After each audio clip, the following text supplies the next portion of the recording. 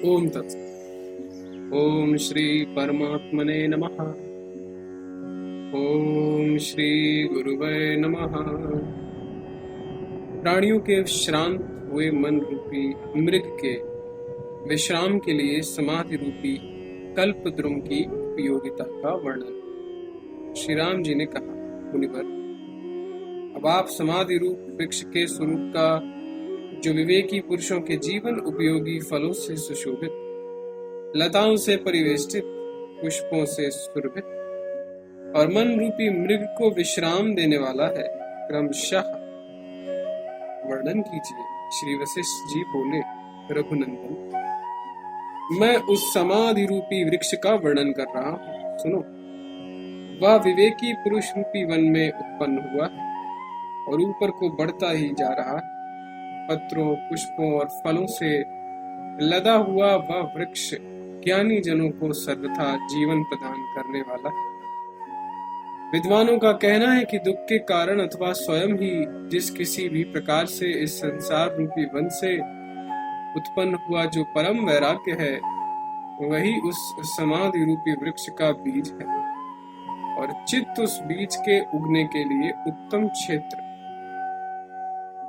जो शुभ कर्म समूह रूपी हल से जोता गया है, रात दिन शांति आदि जल से सींचा गया है तथा प्राणायाम रूपी जल प्रवाह से युक्त। जब विवेकी जन रूपी कानन में चित्त रूपी भूमि विवेक द्वारा परिष्कृत हो जाती है, तब संसार से वैराग्य रूप समाधि वृक्ष का बीज स्वयं ही जाकर उस भूमि में गिरता है। उस समय दृढ़ बुद्धि वाले पुरुष को चाहिए कि वह अपने चित्त रूपी भूमि में गिरे हुए उस ध्यान समाधि बीज को खेद रहित होकर यत्न पूर्वक सींचता रहे तथा कायिक, वाचिक और मानसिक तप एवं दान से, अपमानित आदि गुणों से और तीर्थ स्थानों में निवास रूपी शांतिमयी वृत्ति से उस बीज की यत्न पूर्वक रक्षा करता रहे।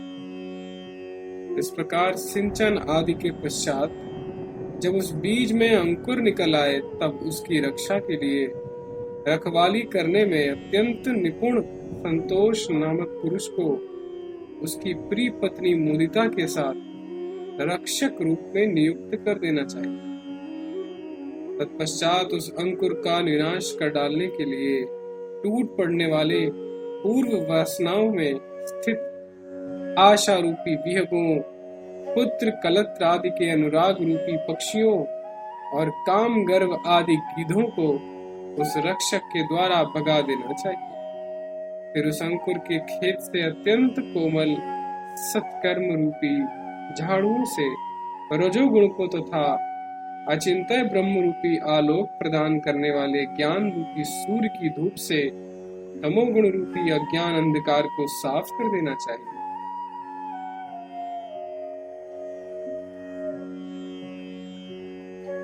उस अंकुर का विनाश कर देने के लिए उस पर तरंगों के समान चंचल एवं विनाशी संपत्ति रूपी नारियां तथा दुष्कृत रूपी मेघों द्वारा प्रेरित वज्र टूटे पड़ते हैं। इसलिए धैर्य, औदार्य, दया आदि मंत्रों तथा जप, स्नान, तप और दम आदि के सहयोग से प्रणव आर्थ चिंतन रूपी त्रिशूल के द्वारा उनका निवारण कर देना चाहिए।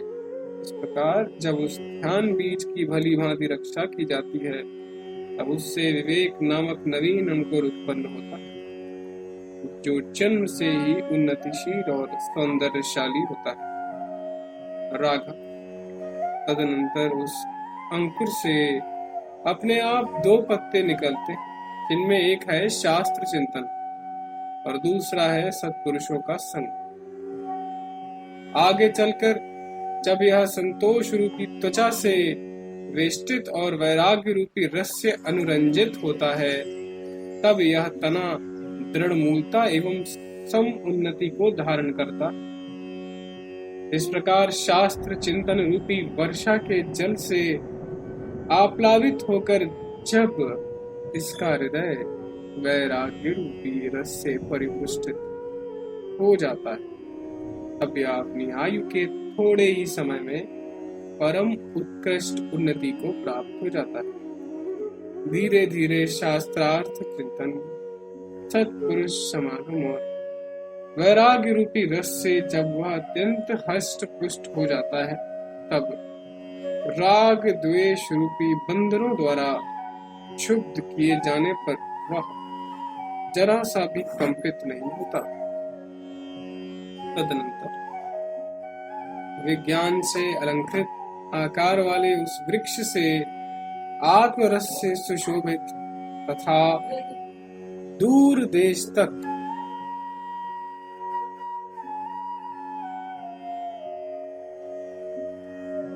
तदनंतर विज्ञान से अलंकृत आकार वाले उस वृक्ष से आत्मरस से सुशोभित तथा दूर देश तक विस्तार करने वाली ये स्फुटता,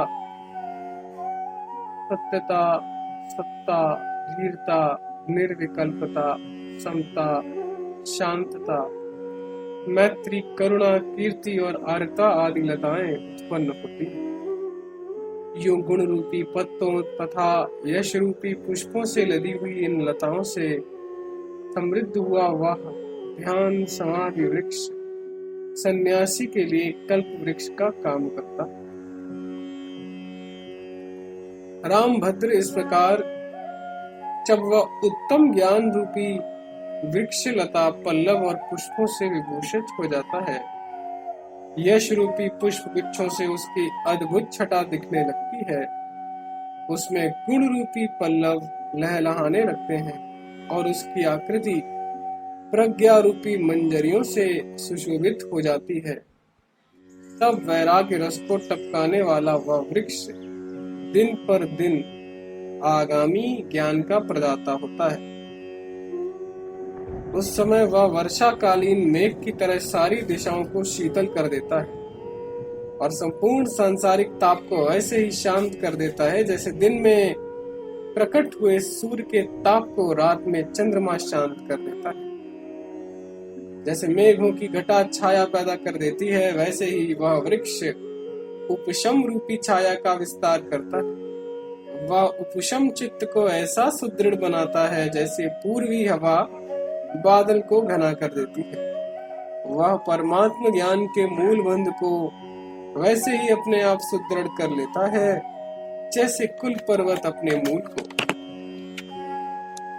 तथा वह अपने ऊपर कैवल्य नामक फल के उत्पन्न होने में सहायक शांति आदि मांगलिक पुष्प गुच्छों की रचना करता है।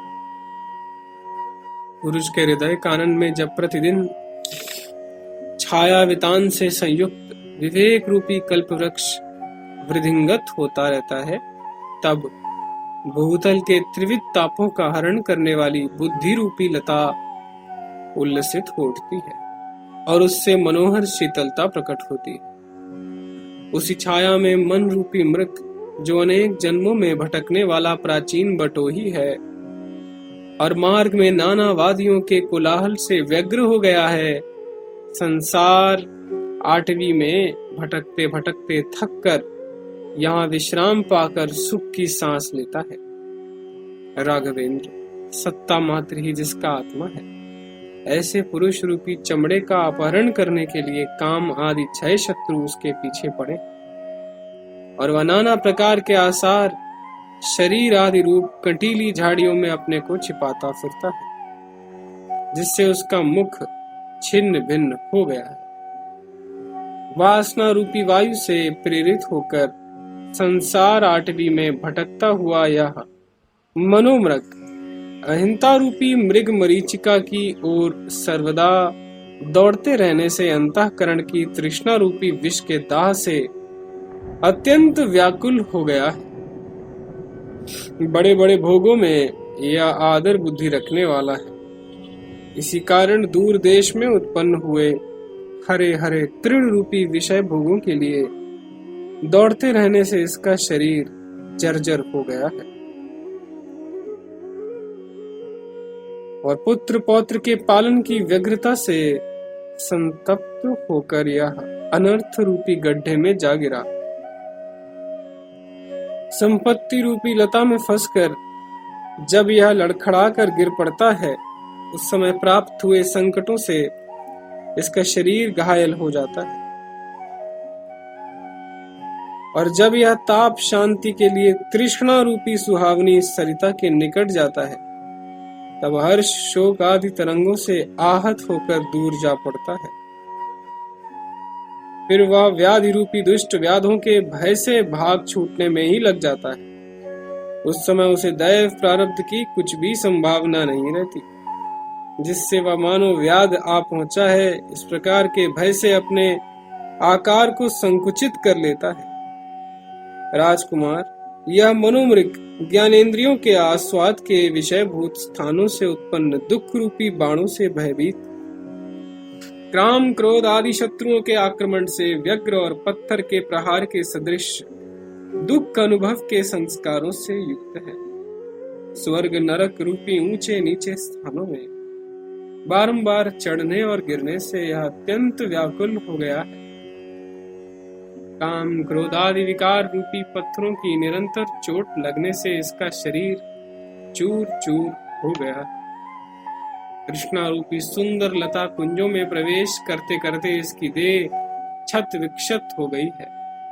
इसे परमात्मा की माया का कुछ भी ज्ञान नहीं, इसलिए इसने अपनी बुद्धि से नाना प्रकार के मिथ्या व्यवहारों की कल्पना कर ली, जिसे काबू में लाना अत्यंत कठिन है। ऐसे काम रूपी गजेंद्र की गर्जना से यह भयभीत हो गया और इंद्रिय समूह रूपी गांव में पहुंचकर पुनः डर के मारे भागने में ही तत्पर है। विषय रूपी अजगरों के अत्यंत विषैले फूत्कारों से इसे मूर्छा आ गई। यह कामुक कामिनी रूपी भूमि में पहुंचकर प्रायः विषय रस से अत्यंत मर्दित हो गया। क्रोध रूपी दावानल से दग्ध हो जाने के कारण इसकी पीठ पर छाले पड़ गए, जिसकी गर्मी से छटपटा रहा है, और सदा विषयों में बारंबार भ्रमण करने के कारण भीषण दुखों की प्राप्ति से उसके भीतर भी जलन हो रही है। अपने आत्मा में संलग्न नाना प्रकार की अभिलाषाएं ही मानो मच्छर हैं, जो उसे डंस जाने के लिए इसके पीछे पड़ गए हैं। भोगों के लोभ से उत्पन्न मनोहर प्रमोद रूपी सियार बहुत दिनों से इसके पीछे दौड़ रहे हैं। एक तो यह यूं ही अपने कर्म और कर्तृत्व के चक्कर में पड़कर उद्भ्रांत हो गया, ऊपर से दरिद्रता रूपी सिंह इसका पीछा कर रहा है। या पुत्र कलत्र आदि में आसक्ति रूपी व्यामोह के कुहासे से अंधा हो गया है, जिससे इसका शरीर कपट रूपी पर्वत शिखर से लुढ़ककर गड्ढे में गिर रहा है। मान रूपी सिंह की दहाड़ से इसका हृदय कांप उठा, जिससे यह भयभीत हो गया, और प्रसिद्ध मृत्यु रूपी व्याघ्र के प्रहार करने पर अगस्त्य पुष्प की तरह सुख पूर्वक विदीर्ण करने योग्य दिख रहा है।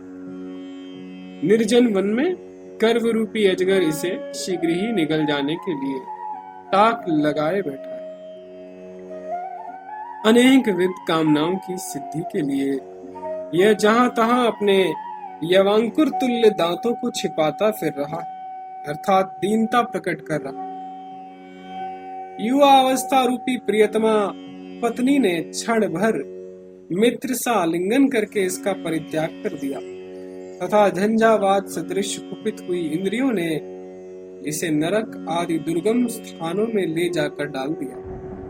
इस प्रकार का यह मनोमृग जब जन्मांतर अर्जित पुण्य के उदय से कभी शम आदि साधन से युक्त होकर इसे पूर्वोक्त समाधि वृक्ष के नीचे आ जाता है, तब वह वैसे ही विश्राम सुख का अनुभव करता है, जैसे रात के अंधकार और शीत से पीड़ित प्राणी को सूर्योदय होने पर आनंद प्राप्त होता है। श्रोताओं, आत्मज्ञान से शून्य मूर्ख लोग ताली तमाल और मौल श्री के वृक्ष गुल्मों में बने हुए विश्राम स्थानों में प्रचुर पुष्पों के विलास रूपी हासों के समान तुच्छ अनित्य भोग में फंसे रहने के कारण जिस निर अतिशय आनंद का नाम ही नहीं जान पाते, उस मोक्ष नामक परम आनंद को तुम लोगों का अपना मन रूपी मृग